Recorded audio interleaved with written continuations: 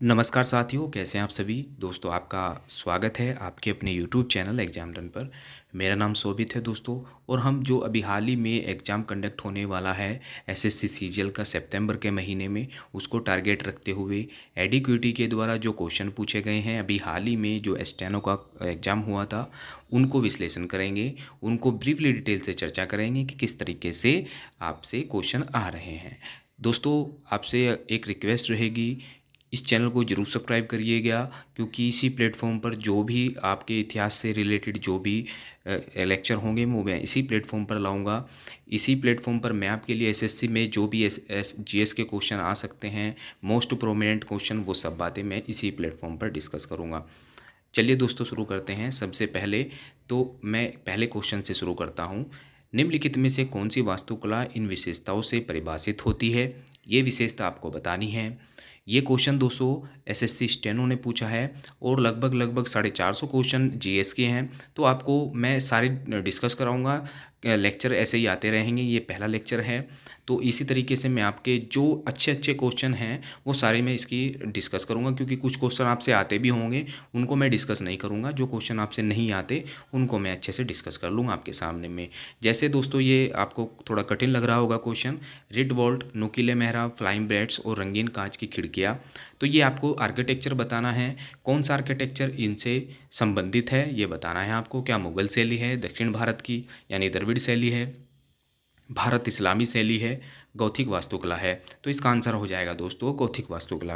दोस्तों गौथिक वास्तुकला एक ऐसी आर्किटेक्चर है जो कि यूरोपियन आर्किटेक्चर है, जो कि आपको फ्रांस में, इटली में, जर्मनी में जैसे देशों में देखने को मिलेगी। वहाँ पे जो उनके चर्च बनाए जाते हैं, एक मेहराब जो बनती है दोस्तों उनकी, वो नुकीली मेहराब बनती है। आपने कभी चर्च देखा होगा तो उनकी जो मेहराब होती है वो नुकीली टाइप की होती है, वही गौथिक वास्तुकला है। अपने भारत में 3 तरीके की वास्तुकला है। 3 तरह की शैली में हम अपनी वास्तुकला को, आर्किटेक्चर को डिजाइन करते हैं।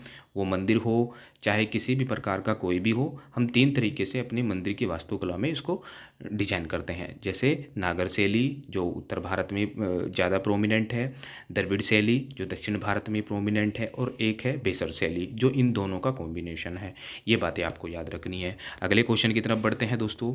इसमें आपको कथन और कारण दिया गया है, असर्शन और रीजन दिया गया है। गुड फ्राइडे को एक नकारात्मक शब्द के रूप में नामित करना ईसाई बाइबल और परंपराओं के बीच सार्वभौमिक रूप से स्वीकार किया गया है। यीशु की बलिदानमयी मृत्यु के नकारात्मक धार्मिक अर्थ को दर्शाने के लिए इस दिन को गुड यानी गुड फ्राइडे कहा जाता है। ये सब बातें आपको ध्यान रखनी है दोस्तों। इसमें असर्शन कारण का आपको बताना है कि क्या सही है क्या गलत है। इसमें मैं बता दे रहा हूँ दोस्तों, कथन इसमें गलत है और कारण इसमें सही है। कथन दोस्तों, गुड फ्राइडे नकारात्मक नहीं सकारात्मक सोच के लिए बनाया जाता है। जब ईसा मसीह की मृत्यु होती है तब से गुड फ्राइडे मनाते आ रहे हैं। जो क्रिश्चियन हैं वो क्रिश्चियन का ये एक पवित्र दिन है। यहाँ पे इस दिन दोस्तों, ये जब उनकी मृत्यु हो जाती है उसी को ये गुड फ्राइडे कहते हैं, लेकिन नकारात्मक नहीं सकारात्मक में। इनको याद रखना है कि शब्द के रूप में ये परिभाषित नहीं किया गया है, ना ही इसको नामित किया गया है। इसको सकारात्मक सोच के लिए ये मनाते हैं, ये याद रखना है। तो इसमें आंसर हो जाएगा ऑप्शन डी, यानी ए असत्य है, लेकिन कथन जो आपका कारण है वो आर वो सत्य है, याद रखना है। अगले क्वेश्चन की तरफ बढ़ते हैं। इसमें आपसे पूछा गया है तराइन के प्रथम युद्ध में मोहम्मद गोरी को पराजित करने वाले राजपूत शासक कौन थे? सब पता है दोस्तों, तराइन के 3 युद्ध हुए हैं। पहला 1191, 92, 93। पहले युद्ध में जो मोहम्मद गोरी है वो पराजित हो जाते हैं पृथ्वीराज चौहान से। इसका आंसर हो जाएगा ऑप्शन ए, पृथ्वीराज चौहान के द्वारा इनको पराजित कर लिया जाता है। और फिर दोस्तों इनका जो इनका दोस्तों फिर युद्ध होगा दोबारा से, वो दोबारा से युद्ध होगा 1192 में। उसमें दोस्तों मोहम्मद गोरी जीत जाते हैं और पृथ्वीराज चौहान हार जाते हैं। ये बातें आपको याद रखनी है, तीनों के तीनों याद रखने हैं। एक आपका तराइन का प्रथम युद्ध, तराइन का द्वितीय युग और तृतीय युग, तीनों को याद रखना है। चलिए अपने अगले क्वेश्चन की तरफ चलते हैं। किस मुगल सम्राट ने मराठाओं के विरुद्ध दक्कन अभियान चलाया और इस क्षेत्र में लंबा समय बिताया भी है? तो इसका आंसर मैं आपको बता दे रहा हूँ दोस्तों, इसका आंसर है औरंगजेब। औरंगजेब ने दोस्तों ज़्यादातर दक्षिण भारत में ही अभियान किए हैं, दक्षिण भारत में ही उसकी मृत्यु हुई है। तो आपको मुझे कमेंट बॉक्स में बताना है कि औरंगजेब का मकबरा कहाँ पर है। तो दक्षिण भारत में दक्कन के अभियान पे जब चले गए थे, जो औरंगजेब है एक मुग़ल शासक है, वो दक्षिण भारत में गए थे और औरंगजेब के द्वारा ही पूरे भारत पे, अखंड भारत पर पूरा भाग जीता गया था। इस भारत के इतिहास में दो ही शासक ऐसे हुए हैं जिन्होंने अखंड भारत को जीता है। एक का नाम है अशोक महान सम्राट, दूसरे का नाम है औरंगजेब। याद रखना है दोस्तों, मोस्ट इम्पोर्टेंट क्वेश्चन है, आपसे कभी भी पूछा जा सकता है। तो इसका आंसर हो जाएगा औरंगजेब। गुप्त साम्राज्य की स्थापना किस शासक ने की थी? आपको आंसर देना है। हर्षवर्धन, चंद्रगुप्त प्रथम, अशोक या बिंबिसार। तो दोस्तों इसका आंसर इनमें से कोई भी नहीं है। मैं आपको बताता हूँ इसका आंसर क्या है। दोस्तों इसका आंसर है कि गुप्त साम्राज्य ने जो स्थापना की थी वो श्री गुप्त ने की थी। याद रखना है दोस्तों, इनमें से कोई भी इसका आंसर नहीं है। ठीक है, तो याद रखना है गुप्त साम्राज्य की स्थापना श्रीगुप्त के द्वारा की गई थी। आगे बढ़ते हैं दोस्तों अपने क्वेश्चन की तरफ। सिंधु घाटी सभ्यता को भारतीय उपमहाद्वीप की कौन सी प्राचीनतम ज्ञात सभ्यता माना जाता है? तो सिंधु घाटी सभ्यता से आप सब परिचित होंगे। हमारे देश की एक ऐसी शहरीकृत सभ्यता रही है जो दुनिया में अपनी अच्छी छाप छोड़ी है। आपको पता है कि सिंधु घाटी सभ्यता एक त्रिकोणीय सभ्यता थी, जिसमें नॉर्थ का जो हिस्सा था वो मांडा था, दक्षिण का हिस्सा था दैमाबाद था, पूर्वी हिस्सा आलमगीरपुर था। आपको पूरी लोकेशन याद रखनी है। सिंधु घाटी सभ्यता का जो टाइम पीरियड है, वो सिंधु घाटी सभ्यता का टाइम पीरियड आपको पूछ लिया जाता है आने वाले एग्जाम में। 2500 ईसा पूर्व से लेके 1750 ईसा पूर्व तक। ठीक है दोस्तों, याद रखना है, आपसे क्वेश्चन में पूछ लिया जाता है। तो हमारे इस क्वेश्चन का जो आंसर हो जाएगा वो हो जाएगा ऑप्शन सी। चलिए दोस्तों अपने नेक्स्ट क्वेश्चन की तरफ चलते हैं। रास बिहारी बोस के बारे में कौन सा कथन सही नहीं है? इस बात पे भी आपको ध्यान देना है दोस्तों कि कथन सही कह रहा है या नहीं कह रहा है, ये भी आपको ध्यान रखना है। ऑप्शन पहला कह रहा है उन्होंने 1942 में टोक्यो में भारतीय स्वतंत्रता लीग की स्थापना की। वह भारत आंदोलन और आज़ाद हिंद फौज के गठन में एक महत्वपूर्ण शक्ति व्यक्ति थे। उन्हें प्रतिष्ठित order of the rising sun से भी सम्मानित किया गया। वह स्वतंत्र भारत के प्रथम भारतीय सेना कमांडर इन चीफ भी थे। तो इनमें से दोस्तों ये आंसर गलत है, ये वाला, ये ऑप्शन इसमें गलत है। ये दोनों तीनों के तीनों सही है। तो आपका आंसर क्या हो जाएगा? ऑप्शन डी, सातवें का ऑप्शन डी हो जाएगा। दोस्तों रास बिहारी बोस के द्वारा ही जो आज़ाद हिंद फौज होते हैं उसमें महत्वपूर्ण भूमिका निभाई जाती है। फिर जो इसके आज़ाद हिंद फौज होते हैं उसके जो हेड बनते हैं वो बनते हैं सुभाष चंद्र बोस जी। आगे आने वाले समय में आपके सारी बातें बताऊंगा। चलिए दोस्तों अपने अगले क्वेश्चन पर चलते हैं। इसमें आपको पूछा गया है क्वेश्चन नंबर 8 में, तालीकोटा का युद्ध विजयनगर साम्राज्य को पराजित करने वाले सल्तनतों के संघ का क्या नाम था? जब तालीकोटा का युद्ध हुआ था तो विजयनगर साम्राज्य को पराजित करने वाले जो सल्तनत थी उनमें से उसका संघ में कौन सा था? तो वो दोस्तों थी दक्कन की सल्तनत। इस दक्कन की जो सल्तनत में दोस्तों चार इसमें सल्तनत थी। बहमनी था, बीदर था और गोलकुंडा था और एक और इसमें सल्तनत थी। तो तालीकोटा का जब युद्ध हुआ था विजयनगर साम्राज्य को पूरी तरीके से समाप्त कर दिया था। दोस्तों विजयनगर साम्राज्य की स्थापना होती है 1336 ईस्वी में। याद रखना है दोस्तों, बहुत इंपॉर्टेंट है। और कौन करते हैं? हरिहर और बुक्का। हरिहर और बुक्का, हरिहर और बुक्का के द्वारा इसकी स्थापना की जाती है।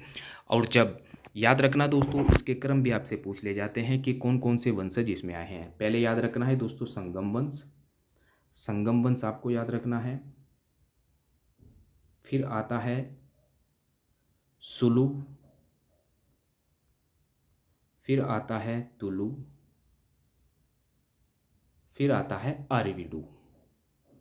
अरिविडू याद रखना है दोस्तों, बहुत इंपॉर्टेंट है। तो विजयनगर साम्राज्य के बारे में कभी भी क्वेश्चन आए तो आपको यह याद रखना है कि संगम आता है, फिर आता है सुलु, फिर तुलु, फिर अरिविडू।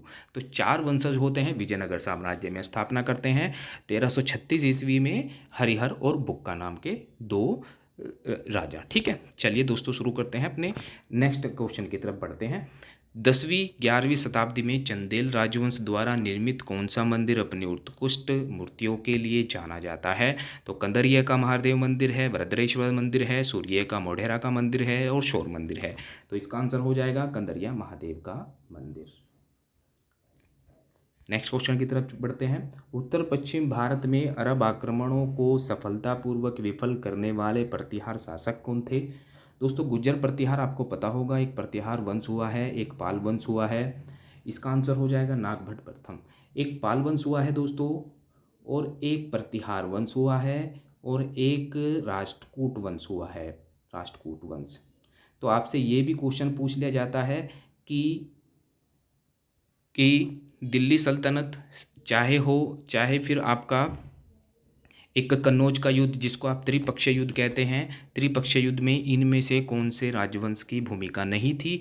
तो ये तीनों के तीनों याद रखने हैं। एक त्रिपक्षीय युद्ध होता है, इन तीनों के तीनों राजवंशों में ये युद्ध छिड़ता है, पाल वंश, प्रतिहार वंश, राष्ट्रकूट वंश। तो आपसे चौथा ऑप्शन कोई और सा वंश दे दिया जाएगा, तो आपको इन चारों के चारों वंशों के नाम याद रखने हैं कि कौन सा युद्ध हुआ था, त्रिपक्षीय युद्ध, जो कन्नौज को लेकर लड़ रहे थे। अपने नेक्स्ट क्वेश्चन की तरफ बढ़ते हैं दोस्तों। निम्नलिखित में से कौन सा स्मारक एवं उसकी वास्तुकला का सही युग्म है। तो आपसे क्वेश्चन में क्या पूछा गया है कि वास्तुकला से क्वेश्चन बहुत आ रहे हैं, तो एक लेक्चर के माध्यम से मैं आपको सभी की सभी वास्तुकला एक लेक्चर में आपको कराऊंगा। आप मुझे कमेंट बॉक्स में यस या नो कर रही है कि मैं आपके लिए एक वास्तुकला का लेक्चर लेके आऊँ या ना लेके आऊँ, ठीक है। तो खजुराहो का महादेव का मंदिर है, क्या फ्रांसिंग की शैली में है, तो आंसर है बिल्कुल गलत। तो कुतुब मीनार भारत इस्लामी शैली में है, ये आंसर बिल्कुल सही है। इंडिया गेट दोस्तों, लोटस टेम्पल, ये कोई मतलब नहीं है, मुमताज महल कोई मतलब नहीं है, तो इसका आंसर हो जाएगा ऑप्शन बी, याद रखना है। अगले क्वेश्चन पर चलते हैं।